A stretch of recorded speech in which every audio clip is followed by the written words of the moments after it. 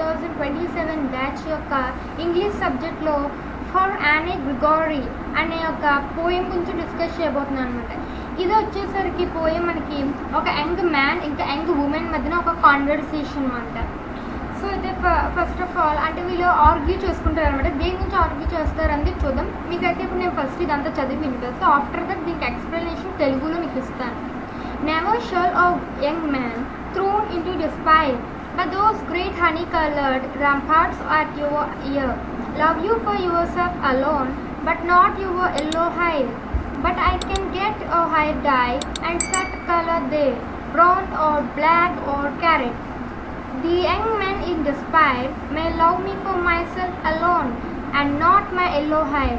I heard an old religious man, but yesternight declared that he had found a text to prove that only God, my dear, could love you for yourself alone and not your yellow hair. So ఈ poem అనేది ఎవరు రాశారంటే William Buttler east. అయితే ఏం చెప్తున్నారంటే ఇది చెప్పాను కదా, ఫస్ట్ ఆఫ్ ఆల్ ఈ పోయం అనేసరికి ఇది కాన్వర్సేషన్ అనమాట. ఎవరి మధ్యన ఒక యంగ్ మ్యాన్, ఒక అబ్బాయి ఇంకా ఒక అమ్మాయి మధ్యన కాన్వర్సేషన్ అనమాట. ఇదేంటంటే ఆ అబ్బాయి చెప్తాడనమాట, దీన్ని చూసి అట్రాక్ట్ అయ్యి ఈ ఉమెన్కి వచ్చేసరికి ఈ అమ్మాయికి పెద్ద లాంగ్ ఎల్లో కలర్ హెయిర్ ఉంటుంది.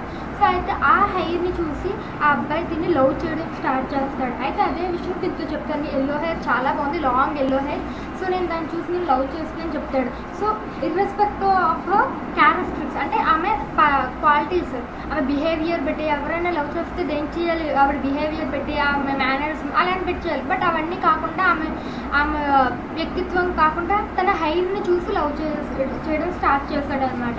అయితే దీని గురించి ఈ యొక్క పోయం అంతా ఉంటుంది. సో వాడు ఏంటి కంపారిజన్ చేశాడు తన జుట్టుని ఇంకా గోడలు చూసి. గోడలు కూడా ఎవరైనా గోడని బయట దాని పెయింట్ చూసి బాగుంది అంటాం అంతే కదా అని అలాగా తనతో కంపేర్ చేశారనమాట. సో తన హెయిర్ని చూసి తను లవ్ చేస్తుందని చెప్పాడు. బట్ తనకేంటి తనని తనగా లవ్ చేయడం తనకి ఇష్టం, తన హెయిర్ని లవ్ చేయడం కాదు. బట్ ఆ అబ్బాయికి ఏమో తన బ్యూటిఫుల్ ఎల్లో హెయిర్ అంటే ఇష్టం. సో అపియరెన్స్ కాదు, తన ఇన్నర్ సెల్ఫ్ అంటే తన బిహేవియర్ మీద కానీ అలాంటి వాటి మీద తను ఇష్టపడాలని తను అనుకోని తను ఏం చెప్పింది, తనకు రెస్పాన్సిబుల్ ఇచ్చింది. నేనైతే నా హెయిర్ కలర్ని ఎప్పుడైనా మార్చుకోవాలి, దానికి నేను బ్రౌన్ కలర్ వేయచ్చు, బ్లాక్ కలర్ వేయచ్చు, ఆర్ క్యారెట్ కలర్ అలాంటి ఏదైనా హై కలర్స్ ఉంటాయి కదా డై, సో అలాంటి కలర్స్ చూస్ చేసి నేను ఎల్లో కలర్ని మార్చేయచ్చు. నువ్వు ఎలా ఎల్లో హెయిర్ని చూసి లవ్ చేస్తా అని ఆమె చెప్పింది అనమాట. అండ్ తను ఏం బిలీవ్ చేసింది, ఒకవేళ తన హెయిర్ కలర్ని తను చేంజ్ చేసేస్తే సో తిన్ని తన బిహేవియర్ పెట్టు, తన ఇన్నర్ క్వాలిటీస్ పెట్టి తను లవ్ చేయొచ్చు ఆ అబ్బాయి అని తను అనుకుందనమాట. సో ఆఫ్టర్ దట్ తనలో ఒక రిలీజియస్ మ్యాన్ వచ్చేసరికి ఈ విధంగా చెప్పాడనమాట. ఏంటంటే నేను ఎవరు అలా లవ్ చేయకపోని దేవుడు మాత్రమే నేను నీ బిహేవియర్ పెట్టి రిగార్డ్లెస్ ఆఫ్ నీ జుట్టు కలర్ సంబంధం లేదు, నీ ఫేస్ బ్యూటీకి సంబంధం లేదు, ఇవేటి సంబంధించకుండా నీ ఇన్నర్ క్వాలిటీస్ని మాత్రమే, స్పిరిచువాలిటీ నీలో ఉన్న భక్తిని శ్రద్ధలు అన్నిటినీ చూసి మాత్రం దేవుడు మాత్రం నిన్ను ఇష్టపడతాడు. మనుషులు కానీ ప్రపంచంలో ఎవరు అందరూ కూడా ఫేస్ చూసో లేదా హెయిర్ కలర్ చూసి ఇష్టపడతారు. బట్ నీ యొక్క వ్యక్తిత్వం పెట్టి గాడ్ మాత్రమే నేను లవ్ చేస్తాను, నేను క్వాలిటీస్ పెట్టని ఒక రిలీజియస్ మ్యాన్ అనేది చెప్తారు.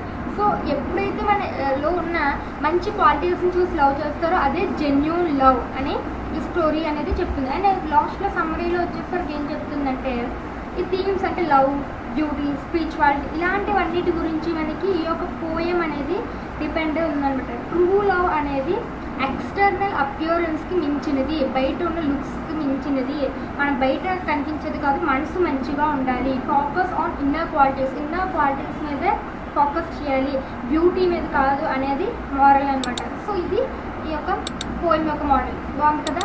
సో మీకు కానీ పోయం నచ్చినట్లయితే లైక్ చేయండి, మీ ఫ్రెండ్స్కి కానీ పంపించాలంటే షేర్ చేయండి. ఇలాంటి వీడియోస్ ఇంకొన్ని మీకు కావాలంటే సబ్స్క్రైబ్ చేయండి. Thanks for watching.